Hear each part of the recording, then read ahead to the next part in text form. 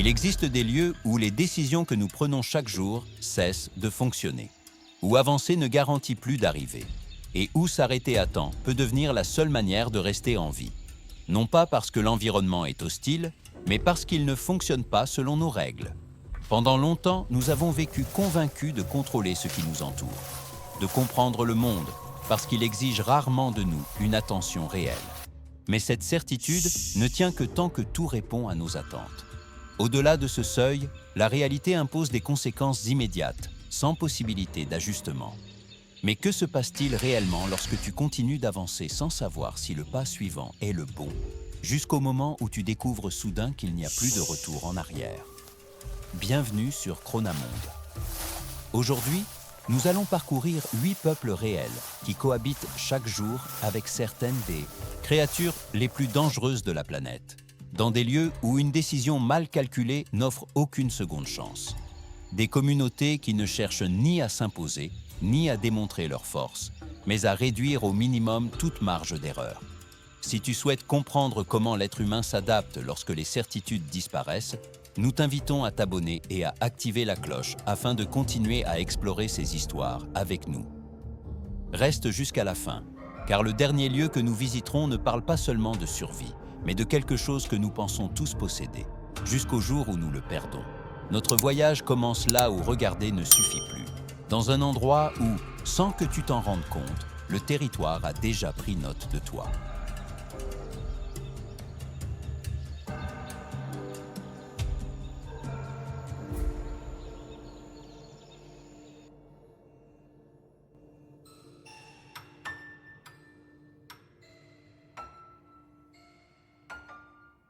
« 1. Waorani. Quand la jungle décide de qui est observé. La jungle amazonienne ne s'ouvre pas aux visiteurs. Elle se referme. La canopée filtre la lumière jusqu'à la rendre rare. L'air est dense, humide, et le sol cède sous chaque pas, recouvert de feuilles en décomposition. Les sons sont présents, mais difficiles à distinguer. Insectes, oiseaux lointains, craquements dont l'origine reste inconnue. Sur ce territoire vit le peuple Waorani, au cœur de l'Amazonie équatorienne.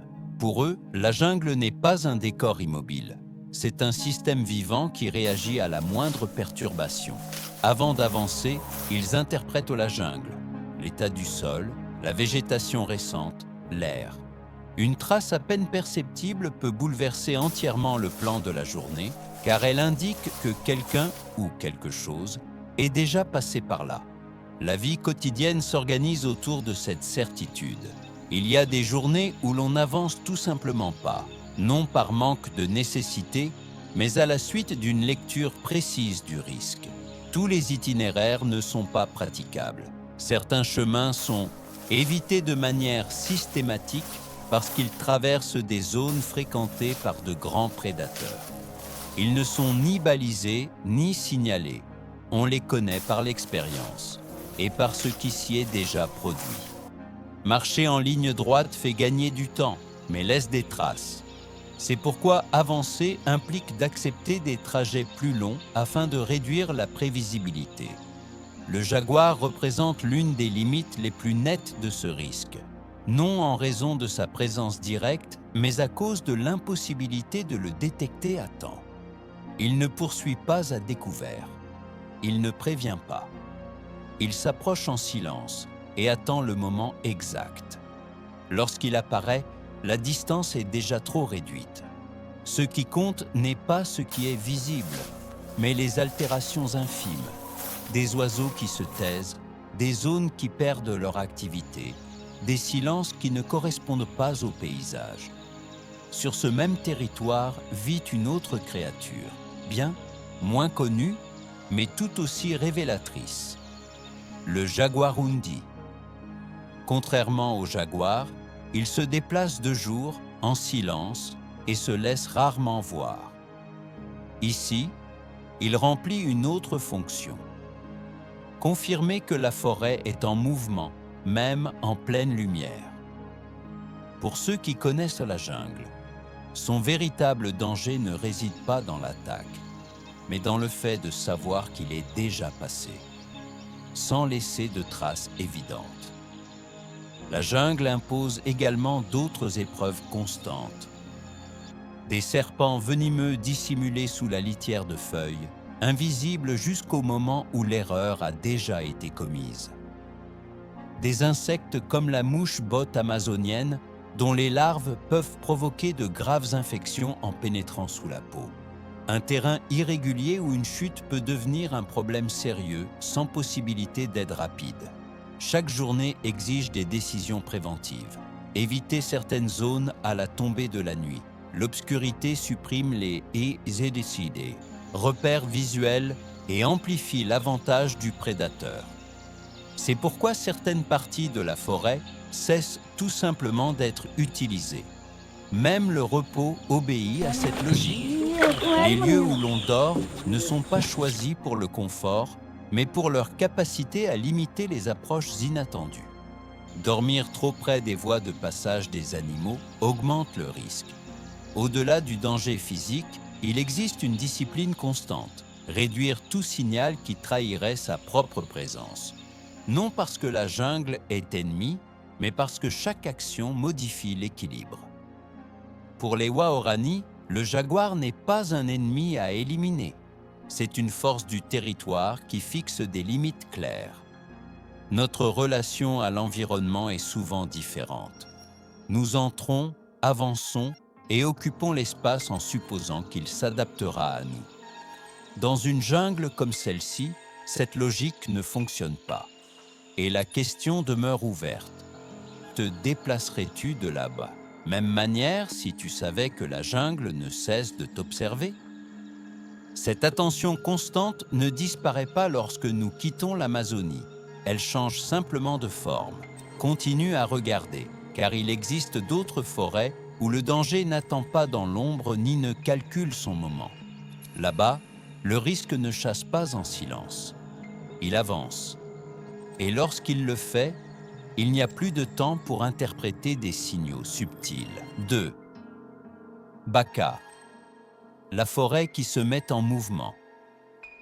Imagine que tu marches dans un lieu où rien ne semble bouger. Tout indique le calme. Mais ce calme ne signifie pas la sécurité.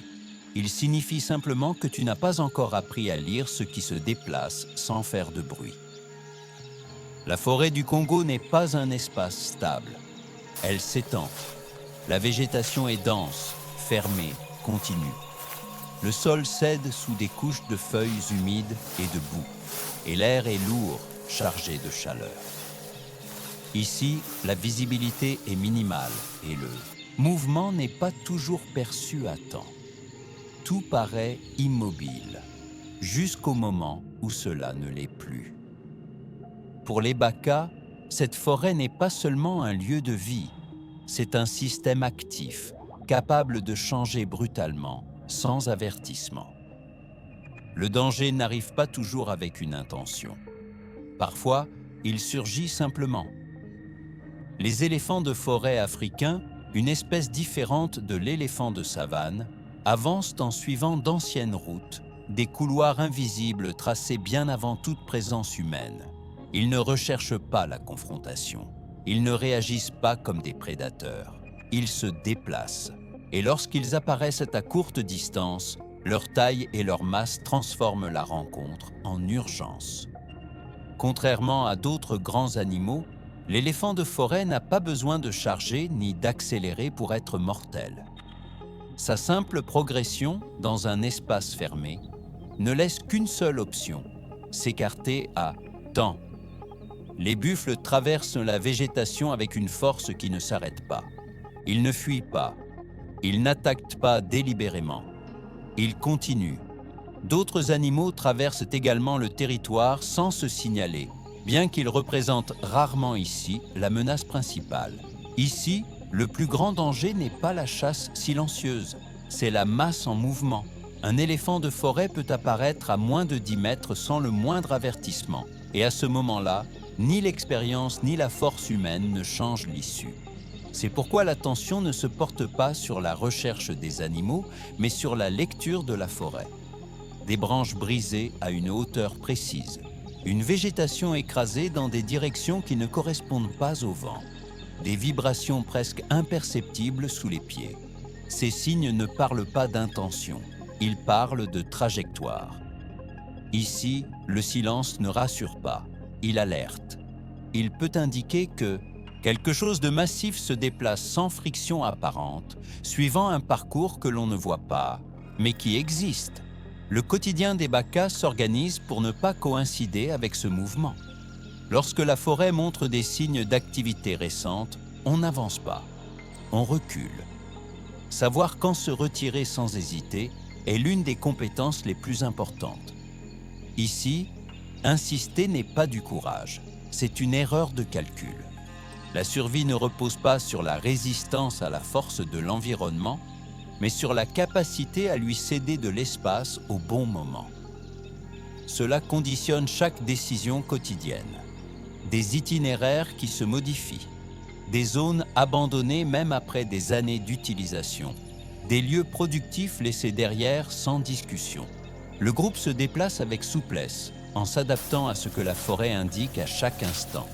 Il n'existe pas d'idée de conquête du territoire, seulement celle de ne pas occuper le mauvais endroit au mauvais moment. C'est pourquoi, chez les Baka, survivre n'est pas perçu comme une lutte permanente, mais comme une négociation silencieuse avec le territoire. Nous entrons maintenant dans un lieu où cette option n'existe plus, car le danger suivant ne se déplace pas entre les arbres, ne laisse aucune trace visible et ne peut être évité en marchant. Il vient de l'eau. 3. AGTA. Là où la mer chasse aussi, la côte paraît paisible. L'eau se déplace avec douceur, les vagues se brisent sans violence et la surface reflète le ciel. De l'extérieur, rien ne suggère l'urgence. Ici pourtant, le calme de la mer n'est pas une garantie, c'est une lecture incomplète. Les Akta vivent entre la jungle et la mer, dans différentes régions côtières des Philippines. Pour eux, la ligne qui sépare la terre ferme de l'eau libre n'est jamais stable. La mer change, même lorsqu'elle semble immobile. Pour ceux qui ne la connaissent pas, le danger arrive sans avertissement. Des courants qui modifient brusquement leur direction, des zones où la couleur de l'eau cesse d'être habituelle, des moments où la surface demeure anormalement calme. Mais tout ce qui est dangereux ne s'annonce pas par le mouvement. Dans ces eaux tropicales vit l'une des créatures marines les plus difficiles à détecter, la méduse boîte parmi les plus venimeuses jamais recensées. Sa présence est documentée dans différentes régions de l'Indo-Pacifique, y compris le long des côtes des Philippines. Contrairement à d'autres méduses, son corps est presque entièrement transparent. Elle ne projette pas d'ombre visible. Elle ne perturbe pas la surface de manière perceptible. Elle flotte lentement, portée par des courants qui ne sont pas toujours détectables depuis le rivage. Ses tentacules, fins et longs, peuvent s'étendre sur plusieurs mètres et sont recouverts de cellules urticantes microscopiques capables d'injecter du venin au simple contact. Le contact n'est pas ressenti comme une morsure ni comme une attaque. Dans de nombreux cas, la personne touchée perçoit à peine un léger frôlement initial. Le venin agit directement sur le système nerveux et le système cardiovasculaire. Des cas d'effondrement respiratoire, de perte de conscience et d'arrêt cardiaque ont été décrits en l'espace de quelques minutes après la piqûre. Dans des environnements dépourvus de prise en charge médicale immédiate, certaines expositions se sont révélées mortelles. Elle ne poursuit pas, ne prévient pas et n'offre aucune réaction visible avant le contact. Ici, le risque ne dépend pas du fait de provoquer la créature. Il dépend uniquement de la coïncidence avec sa présence. C'est pourquoi, chez les Akta, la survie ne repose ni sur la force ni sur la vitesse, mais sur la capacité à lire ce que la mer permet. La direction du vent, le comportement des oiseaux au-dessus de l'eau, la manière dont les vagues se brisent en des points précis de la côte, l'absence soudaine de vie visible près du rivage. tout communique quelque chose. Une sortie en mer n'est jamais automatique. Parfois, la journée se termine sans pêche, non parce que la nourriture manque, mais parce que la mer ne laisse aucune marge. La décision se prend en fonction de ce que l'environnement autorise et non de ce dont on a besoin.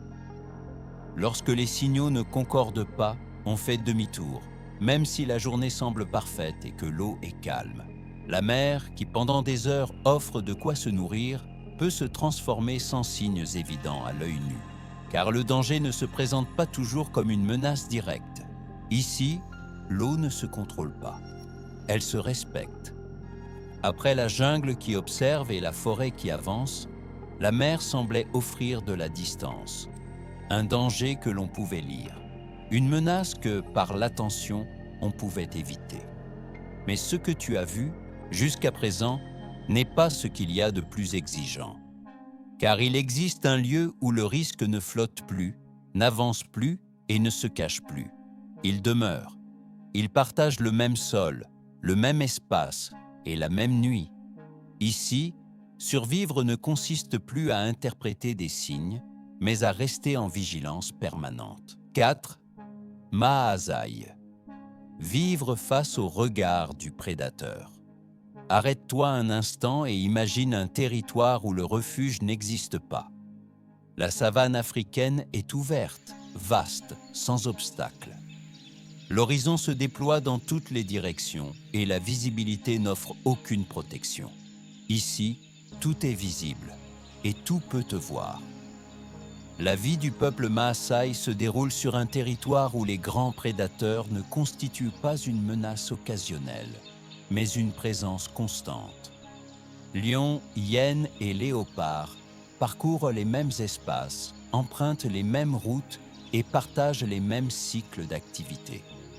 Contrairement à la jungle ou à la mer, le mi-mess, danger ne se cache pas ici. Il reste exposé sans possibilité de l'ignorer. Le bétail occupe le centre de la vie des Maasai. Il définit le rythme des journées, l'organisation du groupe et la relation au territoire.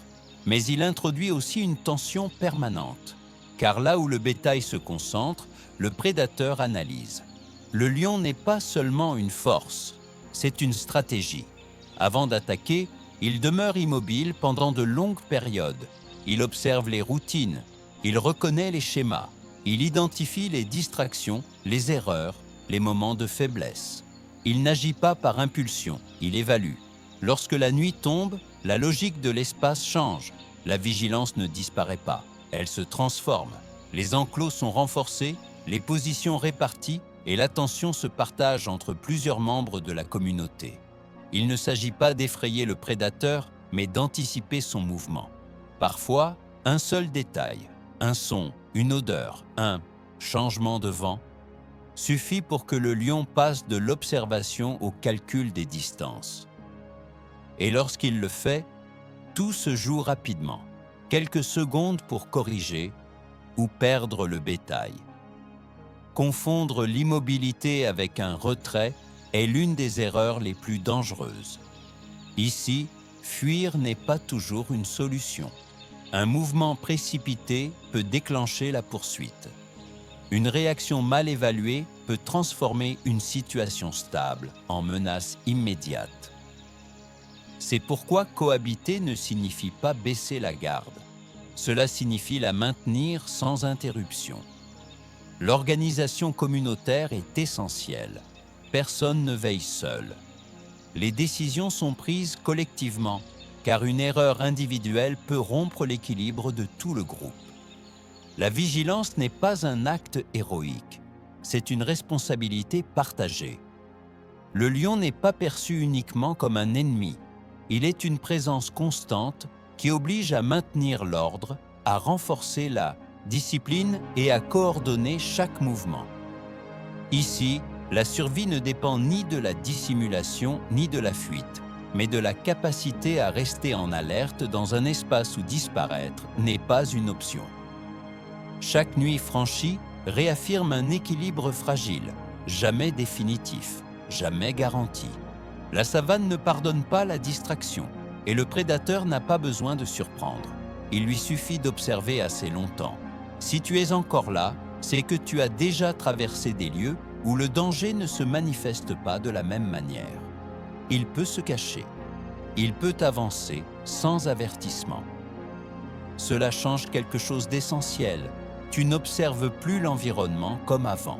Si ce parcours t'aide à comprendre le risque sous un autre angle, rejoins Chronamonde et poursuis le voyage avec nous. Car à partir de maintenant, le danger cesse de rester à distance. Il ne se contente plus d'observer, il partage le même espace, le même sol. Et le peuple suivant ne vit pas face au prédateur. Il vit avec lui. 5. Hadza. Quand le prédateur partage le territoire. Ce territoire n'est pas délimité par des frontières visibles. C'est un espace ouvert et changeant, où les humains et les grands carnivores empruntent les mêmes chemins, utilisent les mêmes zones de chasse et exploitent les mêmes ressources. Ici, il n'existe pas de séparation nette entre leur espace et le nôtre. La cohabitation avec les lions, les hyènes et les léopards n'est pas un épisode ponctuel. Elle fait partie du quotidien. La chasse et la cueillette se déroulent sans distinction claire entre l'activité humaine et l'activité animale. Chaque déplacement implique d'accepter que quelqu'un est passé avant ou qu'il puisse encore être là.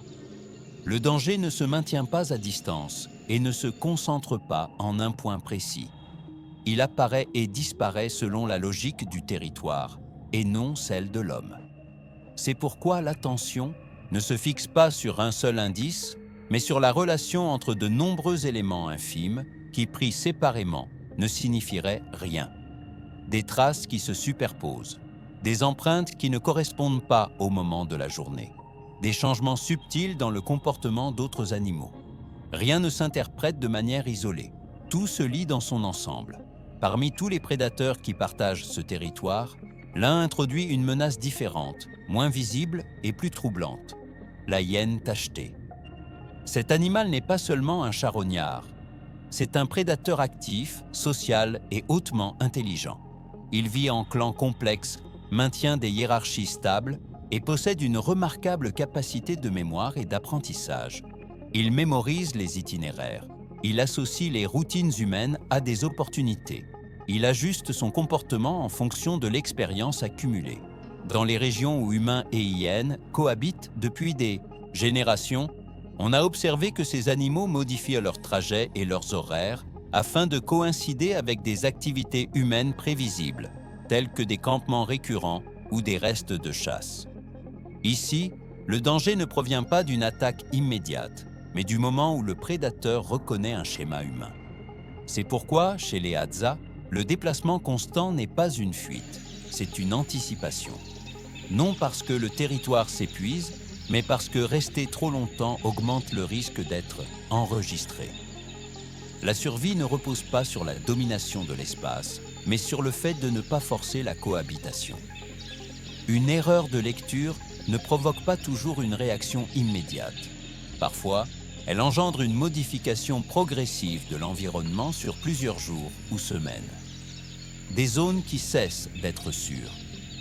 Des itinéraires abandonnés sans qu'il soit nécessaire de les expliquer. La prudence n'est pas une réaction à la peur. C'est une stratégie maintenue dans le temps. Le prédateur n'est pas un ennemi qu'il faudrait chasser. C'est une présence intelligente avec laquelle on partage le paysage. Accepter cette réalité conditionne chaque décision quotidienne. Quand avancer, quand s'arrêter et quand changer de direction même lorsque rien ne semble avoir changé. La vigilance ne s'éteint jamais complètement. Non parce que le danger est constant, mais parce qu'il peut s'adapter. La survie dépend de la capacité à se retirer avant de rompre cet équilibre invisible. Ici, survivre ne signifie pas s'imposer. Cela signifie ne pas rompre l'accord. Et si tu penses que cet équilibre ne peut pas devenir plus fragile, attends. Car nous entrons maintenant dans un territoire où le danger ne se laisse pas anticiper, ne s'annonce pas et ne laisse aucune trace reconnaissable.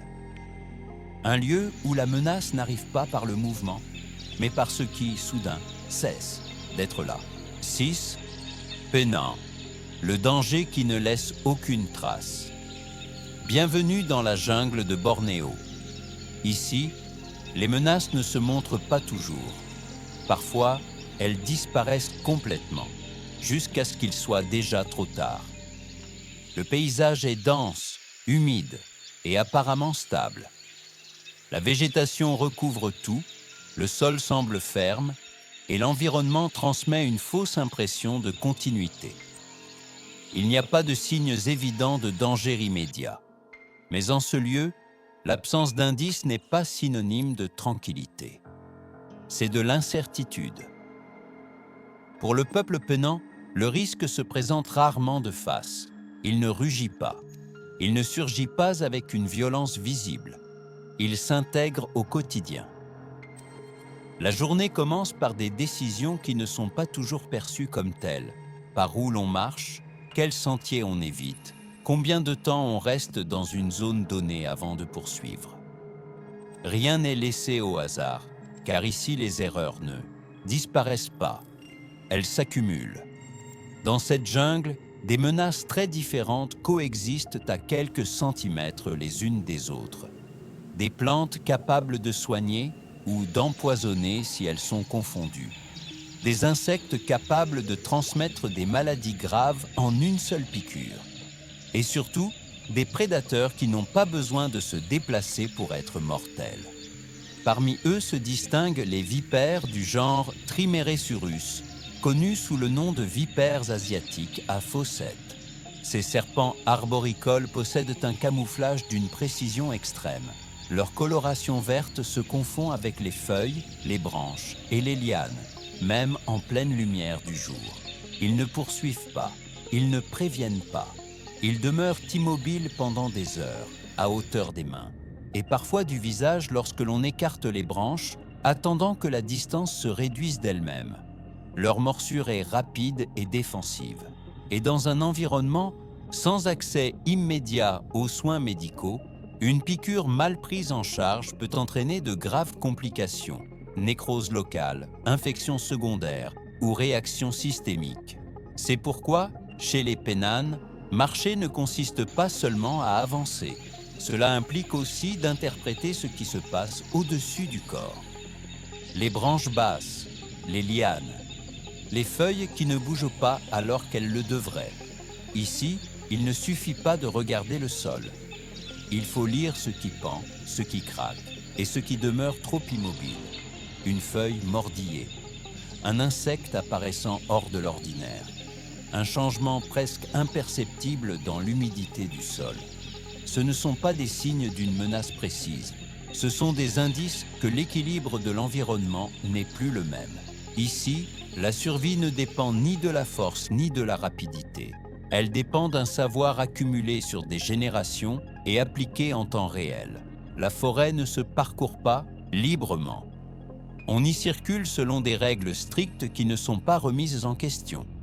Il existe des zones toujours évitées, des horaires qui ne se discutent pas, des moments de la journée où l'on n'avance tout simplement pas, même lorsque le besoin est grand.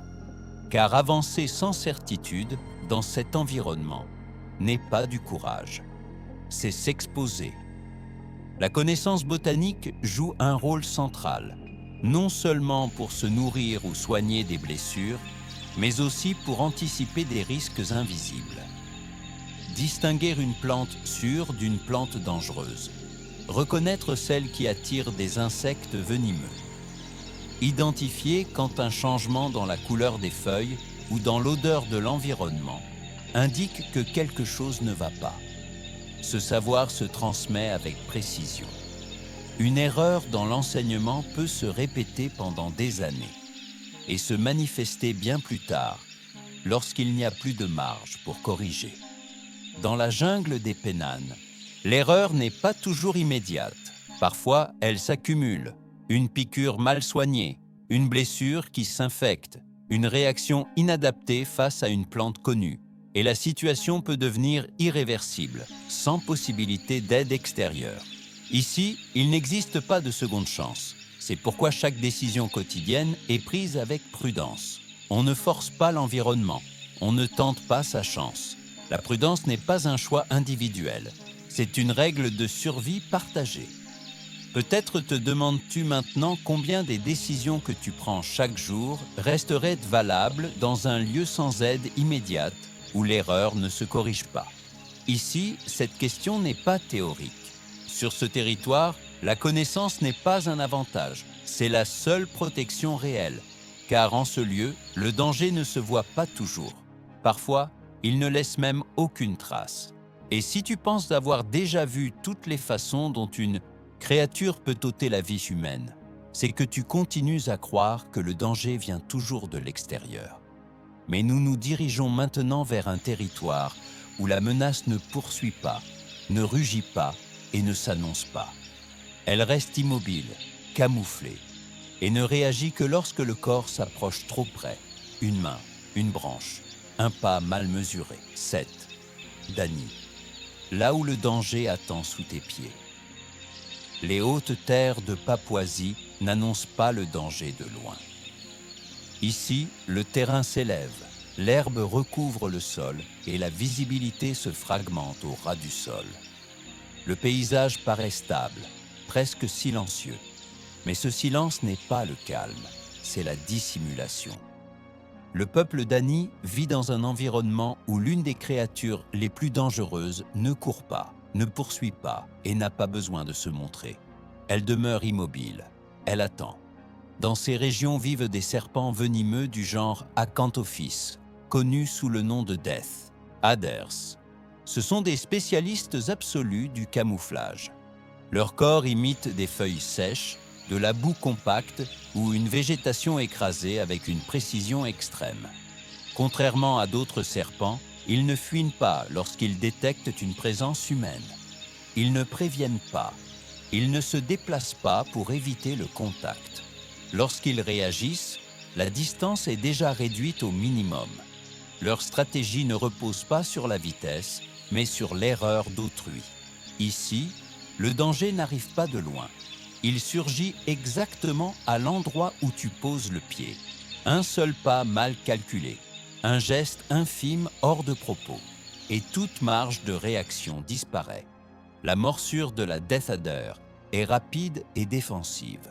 Son venin neurotoxique peut provoquer une paralysie progressive et une insuffisance respiratoire s'il n'est pas traité à temps. Dans un environnement sans accès immédiat aux soins médicaux, ce risque se multiplie. C'est pourquoi, chez les Dany, se déplacer n'est pas un acte automatique. Chaque mouvement exige une attention constante portée au sol immédiat. On ne marche pas à l'aveugle. On n'avance pas rapidement dans les herbes hautes. Les zones où la végétation s'accumule ou où le sol demeure humide sont évitées chaque fois que possible. Non par habitude, par expérience. Ici, la prévention ne consiste pas à surveiller l'horizon. Elle consiste à lire le sol. Marcher implique d'observer où se pose chaque pied. S'arrêter implique d'examiner l'environnement avant de s'asseoir. Même le repos est planifié en évitant les zones où un serpent pourrait rester dissimulé sans être détecté. Cet animal n'attaque pas par agressivité. Il réagit lorsqu'il se sent envahi. Cela transforme l'erreur humaine, marcher dessus, toucher, s'approcher trop près, en véritable déclencheur du danger. La cohabitation ne repose pas sur l'élimination de la créature. Elle repose sur le fait de ne pas provoquer la rencontre. Ralentir. Choisir des itinéraires plus longs mais plus visibles. Accepter qu'avancer moins puisse signifier vivre plus longtemps. Dans cet environnement, survivre ne signifie pas s'imposer au terrain. Cela signifie reconnaître que le danger est déjà là, même lorsqu'il ne bouge pas. Ici, le risque ne fait pas de bruit. Il ne poursuit pas, il n'avance pas, il attend. Et lorsque nous pensons avoir compris toutes les façons dont une créature peut tuer, l'embuscade, la poursuite, la force, il reste encore un dernier lieu où la créature la plus dangereuse ne s'affronte pas et ne s'évite pas par la distance.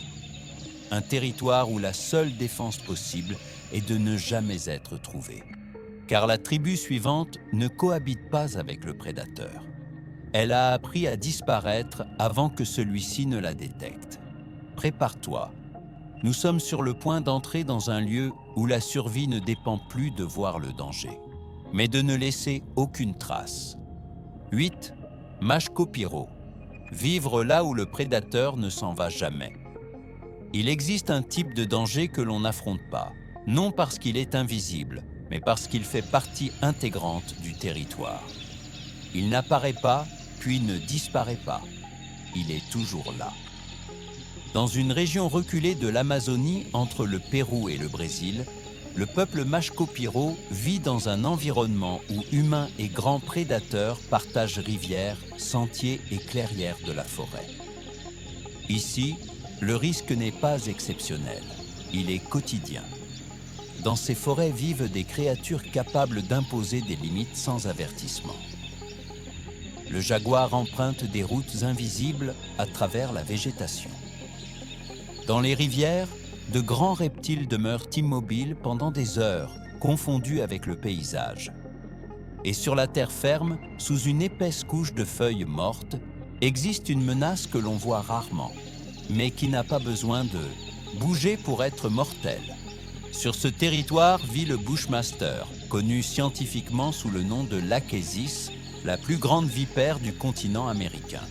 Il peut dépasser 3 mètres de long et habite les forêts tropicales humides de basse altitude, sur des sols recouverts de feuilles en décomposition. Les mêmes espaces que traversent ceux qui dépendent de la chasse et de la cueillette. C'est un serpent terrestre, principalement nocturne. Il se nourrit de petits mammifères, comme les rongeurs, abondant dans le sous-bois humide et à proximité des cours d'eau. Pour chasser, il ne poursuit pas, il attend. Il peut rester immobile pendant de longues périodes, parfaitement camouflé.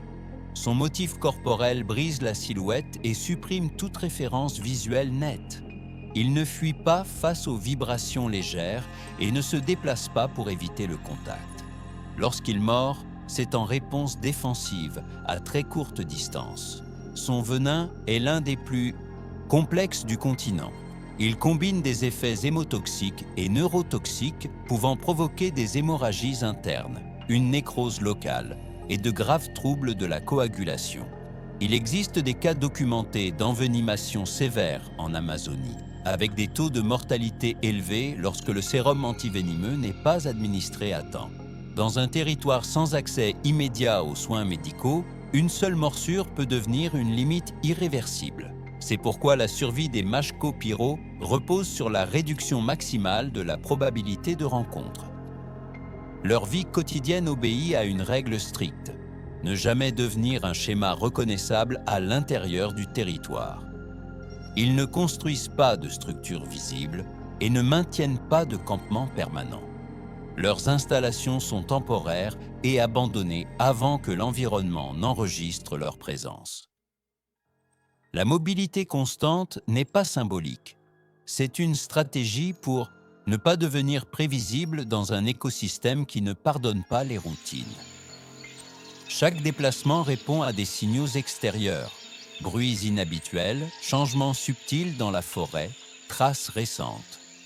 L'absence de sentiers rompt les trajets répétés. La densité végétale complique tout suivi. Leur subsistance dépend de la chasse, de la cueillette et d'une connaissance approfondie de l'environnement, toujours selon une logique de faible impact.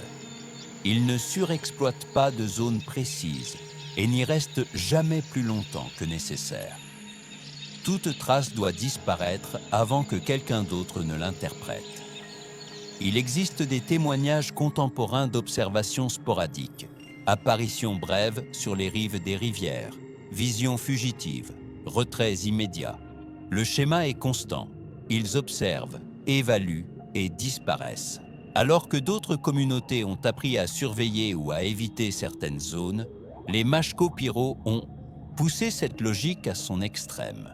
Ils ont compris que, dans un territoire où le danger ne s'en va jamais, la stratégie la plus sûre n'est pas de résister, c'est de ne pas être là lorsqu'il arrive. Ici, survivre ne consiste pas à s'imposer, cela consiste à disparaître. Nous arrivons au terme de ce parcours et le fait que tu sois encore ici en dit bien plus que tu ne l'imagines.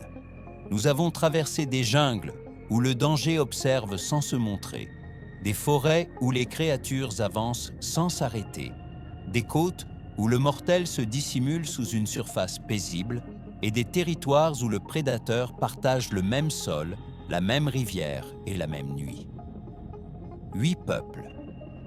8 manières différentes de cohabiter avec les créatures les plus dangereuses du monde.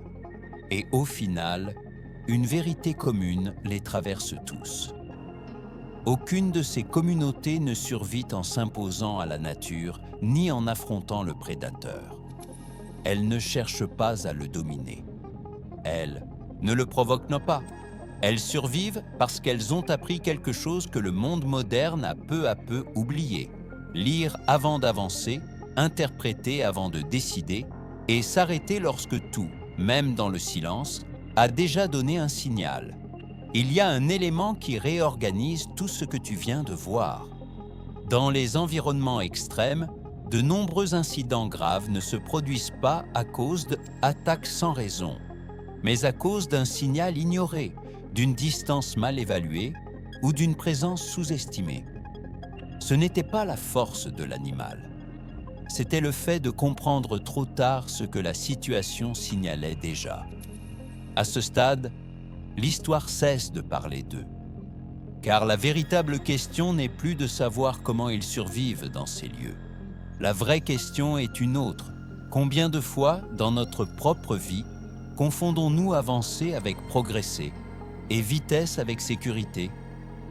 Si ce voyage t'a amené à regarder le risque sous un autre angle, nous t'invitons à partager ta réflexion avec la communauté et à nous dire quelle tribu a changé ta manière de comprendre la survie. Et si tu ressens que cette façon d'observer le monde te correspond aussi, laisse-nous en commentaire le mot « conscience ». Ainsi, nous saurons que tu partages ce regard avec Chronamonde. Abonne-toi à la chaîne et accompagne-nous dans les prochains parcours, car il reste encore de nombreux territoires où l'erreur ne se corrige pas et où les créatures n'avertissent pas. Car ce n'est pas toujours celui qui domine la nature qui survit, mais celui qui apprend à l'écouter à temps. À très bientôt dans le prochain documentaire.